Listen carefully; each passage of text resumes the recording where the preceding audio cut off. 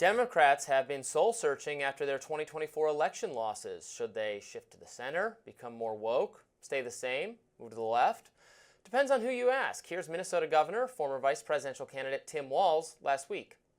And our culture proves that our strength is our diversity. We've been talking about this for years as a country of immigrants, and we let them define the issue on immigration. We let them define the issue on D-N.Y, and we let them define what woke is. We got ourselves in this mess because we weren't bold enough to stand up and say, you damn right we're proud of these policies. We're going to put them in, and we're going to execute them. Then there's the New York Times. The editorial board wrote an article titled, "The Democrats Are in Denial About 2024. The board writes, Democrats should recognize that the party moved too far left on social issues after Barack Obama left office in 2017. The old video clips of Ms. Harris that the Trump campaign gleefully replayed last year on decriminalizing the border and government-funded gender transition surgery for prisoners highlighted the problem." Then you have Senator Cory Booker. He spoke on the Senate floor for more than 25 hours to protest President Trump's policies. Here's a clip. The Trump administration and Republicans in Congress are right now, they are trying to gut Medicaid and Medicare programs on which nearly a third of our country rely, all to pay for those tax cuts. They're also dismantling the very institutions meant to safeguard our nation's health and well-being. That's why I'm going to stand here and explain to people what's going on and how our health care programs are at risk and being undermined. This is about right or wrong. It is wrong to take away health care for millions of people. Bernie Sanders is currently on his Fighting Oligarchy tour, where he's speaking out against Trump and Musk initiatives. Congresswoman Alexandria Ocasio-Cortez joined him on a couple of stops, and they're reportedly aiming to add more of them. Faiz Shakir is senior advisor to Bernie Sanders. He joins us now to discuss what he's seen and heard on Sanders' tour, what Democrats can do to recoup their losses. Faiz, thank you for joining us.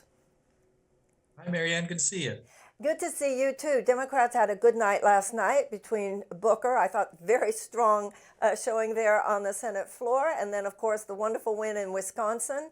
Hopefully the tide is turning, and I think to the extent to which it is, a lot of this energy was activated by the tour that, of course, you have managed and been on with Senator Sanders. Tell us about it. Tell us about your experience, the energy that you saw out there, and particularly since you do work with unions, I'm interested in where you see unions fitting into all this. But let's start with the first foundational issue. What's happening? Do you feel the tide turning? And what was the energy that you saw on the road? Marianne, this started, a couple of months ago. Senator Sanders had an instinct to say, let's get out in the country. Let's get outside of D.C. While Musk is shutting down USAID, CFPB, and all these other government agencies, let's not stand in front of a government federal building. Let's go and talk to regular people who are being impacted. Because he had an instinct that people were ahead of the Democratic Party, were angrier than the politicians who were leading them were indicating. And so we first said, let's go to Omaha. That was Senator Sanders' decision. We wanted to go to a union hall, a laborers' town hall, to your point, Marianne, that we thought we'd get 700 people in a nice union hall gathering in Omaha. And within 12 hours of noticing that event, we had 2,000, 2,500. We were up to 4,000 by the end of it. We had to move venues. And that marked, we're in a moment. Senator Sanders was correct. And a lot of people were showing them that with their attendance, right? They know that Bernie Sanders is likely not going to run for president again. Why are so many people showing up? In Denver, we had 34,000. In Tucson, we had 23,000. And I think they're showing up because they're saying politicians are out of touch. They're not getting the class consciousness that we want. We see it in Bernie Sanders. We see somebody who understands the oligarchy, the problems of concentrated wealth and power, and we're voting with our attendance to tell people who want to listen, that's the direction we want to fight about. It is clear to me as someone who's on the other side of things ideologically that Senator Sanders does have cross-party appeal, which confuses some people in the hierarchies of conservative media, Republican media, because they say, well, but his agenda, he's the most progressive or left-leaning of all, and yet he has the most crossover appeal. These, Trump, Sanders people. That's something AOC noticed when she was, even surveying people who voted for her, but also voted for Trump. You probably think that's, maybe that's entirely policy. I certainly think it's partly policy, and we can discuss that. It's also pretty clear to me, though, it's personality based. And I think that is a challenge for the Democratic Party, that it is proven difficult to replicate the appeal of the personality appeal that Bernie Sanders clearly has with other people necessarily in the party. What do you think about that? So, Robbie, my reaction to that is a couple-fold here. That, there's obviously integrity associated with Senator Sanders, and as you and Marianne were going through the introductions, you get a sense that a lot of Democrats put their finger up in the wind and say, "Hey, what should I do on this social issue, and what should I do on this racial justice issue?" Well, let's look at some polls, and that's never been the way Senator Sanders operates. It comes from a place of deeply felt conviction. For 40 years, people feel like, hey, rock in the sand. He knows where he stands, even on issues maybe I might disagree with him on. He's been there fighting a fight of integrity. But associated with that, Robbie, and when you think about the kind of crossover appeal, I think has to do more so with his class consciousness. He's an iconoclast in that regard, has identified as one of his main things in life that the concentration of wealth and power is to be abhorred and to be fought against, whether it's influencing corporate America unjustly, but also the political system. So that you see in Senator Sanders' person, 100% grassroots funded, taking on political corruption, calling for cutting the defense budget, auditing the Fed, things that have crossover appeal. And they don't come from a gamesmanship from him, a sense of real ideological integrity about a goal orientation. What do you want a government to do? This is where Medicare for All comes into play, a sense of a society that services people, not wealth. And that is how I think you get to the crossover appeal. I think the elite in both parties are missing some very important points here, including the fact that a majority of Republicans, as well as Democrats, want universal health care. They want Medicare for all. They want tuition-free college and tech school.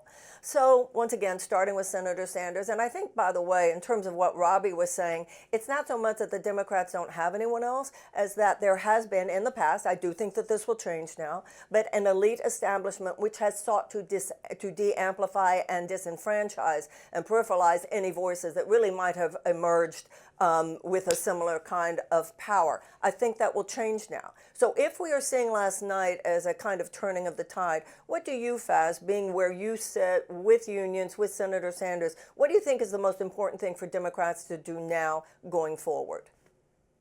Well, I hope that, we tend to look at politics too often and too much in a left-right spectrum. And I understand, there is a left-right spectrum. So if Donald Trump is deporting undocumented immigrants unjustly, then of course there is a left value that says, hey, humans are humans and we shouldn't treat them unjustly just because of a status. And you get these left-right spectrums playing out on a lot of different issues. And what I would humbly suggest is the left-right dimension, while it is there, the most important prism to look at this current politics is to invert that left-right and look at it top versus bottom. And that's where people are. They're very upset, I think rightly, that too much wealth and power is dictating our politics. There's a hubris associated with that, obviously in the way in which Elon Musk conducts himself. It's a sense of like divine right of kings. I know best. I can press delete on a spreadsheet, ruin your life, doesn't even matter. Go tweet at me. That he doesn't care. And that kind of a hubris, that exploitation, that greed that's become associated with the billionaire class, associated with this middleman economy that we all hate, junk fees, exploitation, those kinds of things are now infecting us across the board. And people are looking for who stands up to power, who wants to do this, who wants to engage in that kind of a friction that's class-based, that services people. Senator Sanders, obviously, that gets to why he's iconoclastic in this regard and standing out from the Democratic pack, which is really kind of underperforming at the moment in terms of the brand.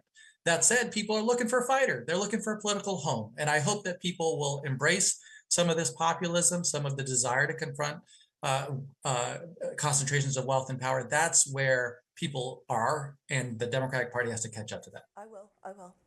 I think you're so correct in pointing out that the major conversations we need to have must go past this right versus left continuum all the time. There's a new Americanism which is centered around economic populism that not only do we see in someone like Senator Sanders, but which you see coming up from the bottom of things more and more among Republicans too. Thomas Jefferson said the only safe repository for power in the United States is in the hands of the people, and that means all of the people. So thank you for helping to lead the charge.